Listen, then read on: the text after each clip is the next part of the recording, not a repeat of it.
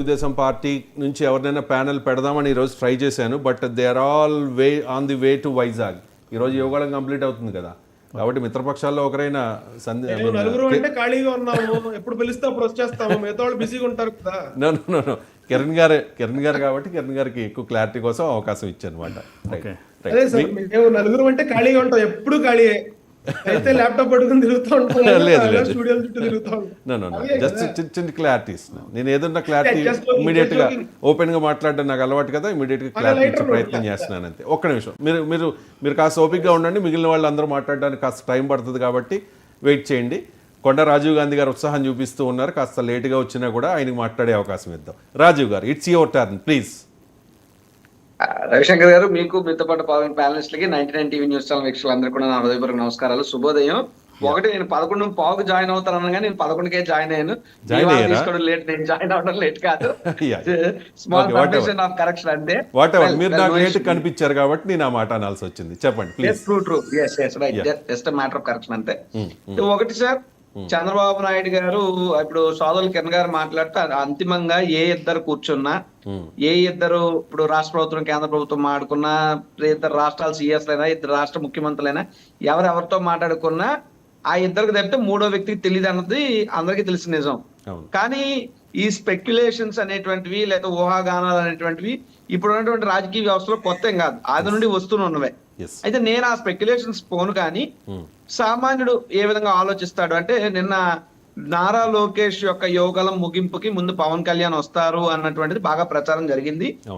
పవన్ కళ్యాణ్ గారు డయాస్ మీద ఉంటారు, చంద్రబాబు లోకేష్ వీళ్ళంతా ఉంటారు. తర్వాత సడన్ గా పవన్ కళ్యాణ్ గారు రావట్లేదు అన్నటువంటి వార్త ఒకటి వైరల్ అయ్యింది. సో ఆ సందర్భంగా తన కొడుకు మీటింగ్ కోసం, తన కొడుకు హైప్ తీసుకురావడం కోసం పవన్ కళ్యాణ్ ఎట్టి పరిస్థితుల్లో ఆ మీటింగ్ తీసుకురావాలని కొంత బతిమాలో బొజ్జగించో మరొకటి చేసో పవన్ కళ్యాణ్ పట్టుకెళ్ళడానికి చంద్రబాబు నాయుడు గారు పవన్ కళ్యాణ్ ఇంటికి వెళ్ళారు అన్నటువంటిది ప్రజలు ఉన్నటువంటి వాదన. అది నిజమా అబద్ధం అనేటువంటి నేను చెప్పను, కానీ నేను తేల్చి చెప్పలేను. ఒకవేళ ఎల్లుండి పవన్ కళ్యాణ్ ఆ సభకు వెళితే కనుక మీరు చెప్పిందే నిజమయ్యి అవ్వచ్చు, కానీ వెళ్ళట్లే కదా. మనకు అవి తెలియదు sir, this all of kind of speculations. ఒకటి, ఇప్పుడు చంద్రబాబు నాయుడు ఇప్పుడు ఇందాక దాసరి సోదరులు కిరణ్ గారు మాట్లాడితే ఏమన్నారంటే, అంబటి రాంబాబు గారిని ఎవరు పట్టించుకుంటారు, ఆయన ట్వీట్లు ఎవరు పట్టించుకుంటారు అన్నారు. నిజమే, మిమ్మల్ని ప్రజలు పట్టించుకోలేదు, మీ నాయకుడు ప్రజలు వదిలేశారు గాలికి, కాబట్టి అందరినీ అలా వదిలేస్తారని మీరు అనుకుంటే అది మీ అపోహ, మీ ఊహాగానాలు ఉండండి, తప్పేం లేదు. మీరు మమ్మల్ని ఎవరు పట్టించుకోలేదని మీరు అంటారు, మిమ్మల్ని ఎవరు ఖాతరు చేయట్లేదని మేము అంటాం. రాజకీయాలు ఇవన్నీ సహజం, ఒకరినొకరిని అనుకోవటం. తర్వాత ఏంటంటే మీరు ఏమన్నారు, శాఖల మీద దృష్టి పెట్టాలన్నారు. శాఖల మీద దృష్టి మేము పెడతాం, మీరెందుకు పెడతారు? మీ సలహాలు ఏం అక్కర్లేదు, మీ సలహాలు సూచనలు మీ రాజకీయ ఎత్తుగడలు ఈ రాష్ట్రానికి అవసరం లేదని మిమ్మల్ని చీకొట్టి పంపించేశారు. మేము శాఖల మీద దృష్టి పెట్టాం, పోలవరాన్ని ఏం చేసాం, మిగతా మంత్రులు ఏం మాట్లాడారు, ఇవన్నీ కూడా ఆన్ రికార్డ్ యూట్యూబ్ లో ఉంటాయి. కాకపోతే జన సైనికుల్లో కొంతమంది మీలాంటి వాళ్ళంతా పచ్చకాల జోలు పెట్టుకుని చూడటం వల్ల మీకు వాస్తవాలు ఏమీ కనబడవు.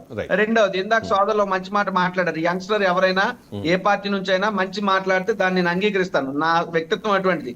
ఆయన ఏమన్నారు, వాళ్ళ పార్టీలో టికెట్లు మార్చుకుంటే మాకెందుకు, దాని గురించి మేము మాట్లాడితే బాగోదు కదా అన్నారు. చాలా ఉందాతనంగా మాట్లాడారు. అయితే ఈ ఉందాతనం మీ పార్ట్నర్ చంద్రబాబులు ఎందుకు కరువైంది? మీ పార్ట్నర్ చంద్రబాబు ప్రెస్ మీట్ పెట్టి మాట్లాడింది మీకు తెలీదా? మరి మీ పార్ట్నర్ చంద్రబాబు మీ అధినేత పవన్ కళ్యాణ్ ఖండించాలి కదా. అంటే మీ పార్ట్నర్ మాట్లాడేస్తారు, మీ అధినేత మాట్లాడేది మీరు మాట్లాడేస్తారు.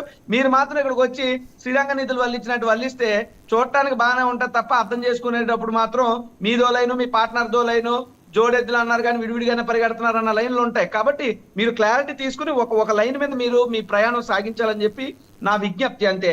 తర్వాత ఏమన్నారు, కానీ ఇక్కడ నా పాయింట్ ఏంటంటే, రాజీవ్ గారు 2022 ఇప్పటం జనసేన పార్టీ ఆవిర్భావ సభ వేదికగా పవన్ కళ్యాణ్ తన మనసులో మాట బయట పెట్టేశారు, ప్రభుత్వ వ్యతిరేక ఓటు చీలనివ్వను అని చెప్పి.